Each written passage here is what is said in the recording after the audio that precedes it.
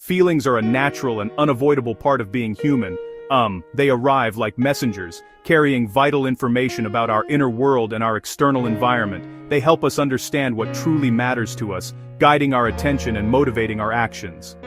But these emotional messengers can sometimes be overwhelmingly strong, their voices loud and insistent. Some feelings propel us forward in helpful ways. Others can create trouble, leading to choices we later regret, or states that feel painful and stuck. Is it a spark of anger? Is it a wave of sadness? Is it a tremor of anxiety? Only after acknowledgement do you move to step 2, reframe the situation that triggered it. This two-part process brings calm to mind and body, creating space between impulse and action, helping you respond in line with deeper values and long-term goals. So, what is emotion regulation?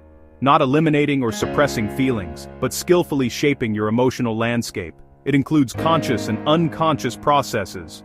Some strategies are proactive, avoiding an upsetting situation.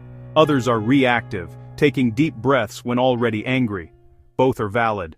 Our ability to regulate emotions is not just a matter of willpower, it is deeply rooted in the intricate workings of our brain and body. This complex system works like an elaborate switchboard, generating, processing, managing our feelings. 3 key brain regions play particularly significant roles in this emotional dance. The prefrontal cortex, located at the very front of your brain right behind your forehead, acts as the executive control center. Planning, decision-making, moderating social behavior. It helps us think of new ways to interpret a situation, applying logic and reason to an emotional response. Deep within the brain's temporal lobes lies the amygdala, a small, almond-shaped cluster of neurons. This area functions as the brain's rapid response alarm system. It is highly attuned to potential threats, generating strong instinctual emotions, particularly fear and anger, often before the more logical prefrontal cortex has had a chance to fully process the situation. This quick reaction is a vital survival mechanism, but it can also lead to emotional overreactions in modern life, where the threats we face are often psychological, rather than physical. The interplay between the prefrontal cortex and the amygdala is central to emotion regulation. The third major player in this neural network is the hippocampus, which is situated near the amygdala. The hippocampus is essential for forming and retrieving memories. Its role in emotion regulation is to provide context. It links our current feelings to past experiences, which can either amplify or dampen an emotional response. For instance, if a current situation reminds the hippocampus of a past trauma, it can signal the amygdala to react more intensely.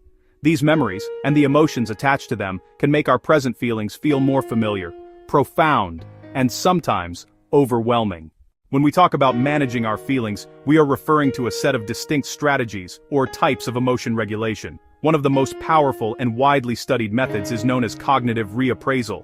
This technique involves actively changing the way you think about a situation in order to alter its emotional impact. It is the core of the reframe part of our mantra. For instance, instead of viewing a difficult conversation with your boss as a threatening confrontation, you could reappraise it as a valuable opportunity to clarify expectations and demonstrate your commitment. This mental shift can effectively lower feelings of anxiety, reduce anger, transform a perceived threat into a manageable challenge. Another common method is emotional suppression.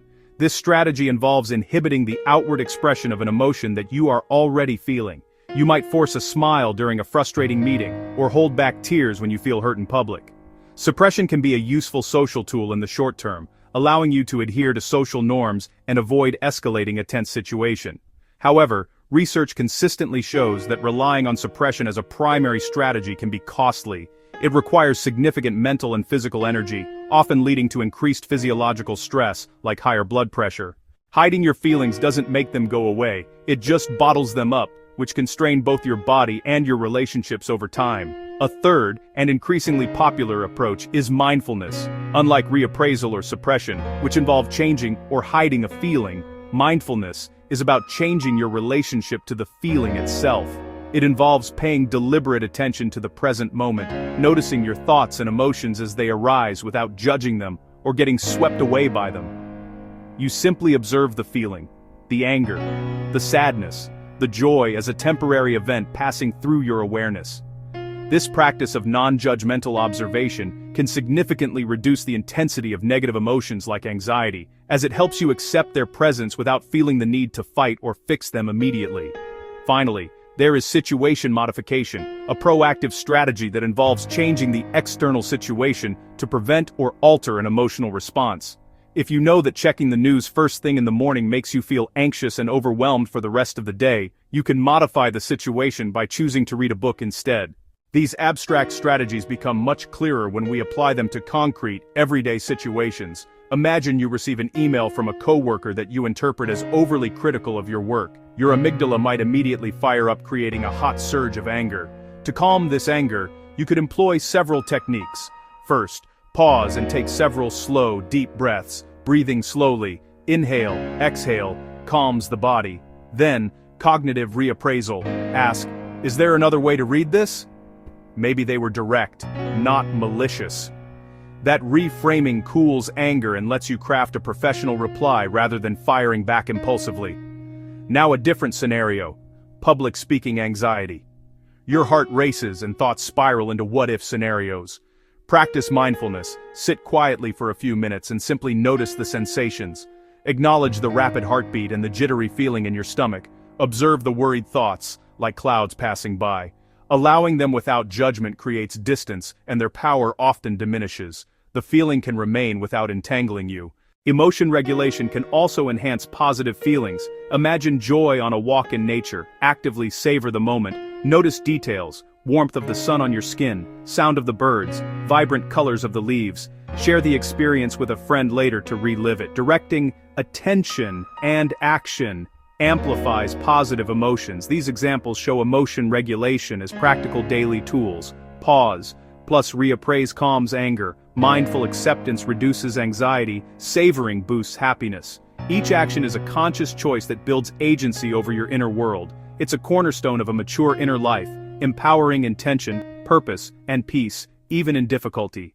The ability to regulate emotions in a healthy way is a cornerstone of overall mental and psychological health. When we can effectively manage our feelings, we are better able to navigate the ups and downs of life with a sense of stability and resilience. People with strong regulation skills tend to experience more positive emotions and fewer negative ones. Higher life satisfaction, more supportive, stable relationships, better at pursuing and achieving long-term goals. Healthy regulation helps us sleep better at night.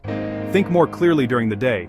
Make fewer decisions driven by fleeting impulses that we might later come to regret. It fosters a sense of inner flexibility, allowing us to adapt to changing circumstances without becoming emotionally derailed. Conversely, persistent difficulty with emotion regulation, often called dysregulation, can have severe, far-reaching negative consequences. It is a core feature of many mental health conditions, including anxiety disorders, depression, borderline personality disorder, substance use disorders. People struggling with dysregulation may feel at the mercy of their emotions, experiencing them as chaotic, uncontrollable, overwhelming. This can lead to chronic inner turmoil, where individuals feel stuck in painful emotional states like deep sadness, intense worry, explosive anger, unable to find a path back to balance. Furthermore, consequences extend to physical health. Chronic emotional stress places a significant burden on the body. Constant activation of the stress response can contribute to cardiovascular disease, weakened immune system, digestive issues, chronic pain. The mind and body are inextricably linked, and sustained emotional distress takes a toll on physical well-being. Therefore, learning to regulate our emotions is not just an investment in mental peace, but crucial for long-term physical health. Effective emotion regulation depends on healthy and balanced communication between these brain regions. When the amygdala sounds an alarm, the prefrontal cortex can step in, assess, and send signals to slow down the reaction. When the hippocampus retrieves a powerful memory, the prefrontal cortex can help reframe it, reducing its impact and preventing the past from dictating the present. Fortunately, emotion regulation is a skill, and like any skill, it can be learned and strengthened with practice. A variety of evidence-based therapies and techniques have been developed to help people build this crucial capacity. One of the most effective and well-known is cognitive behavioral therapy, or CBT. It teaches people to identify unhelpful thinking patterns, challenge unhelpful thinking patterns, change unhelpful thinking patterns, cognitive reappraisal. For example, if I make a mistake, everyone will think I'm a failure. Reframe. People make mistakes, and it's an opportunity for me to learn and grow. Another powerful model is dialectical behavior therapy, or DBT. DBT teaches mindfulness, distress tolerance, emotion regulation, interpersonal effectiveness. DBT emphasizes the balance between acceptance and change. Distress tolerance gives strategies to survive a crisis without making things worse. Beyond therapy, meditation and mindfulness train the brain for better emotion regulation. Mindfulness practice strengthens the prefrontal cortex and reduces amygdala reactivity. It trains attention to stay in the present moment, creating a gap between a trigger and your response. A few minutes daily, focusing on your breath, noticing bodily sensations, observing thoughts without attachment,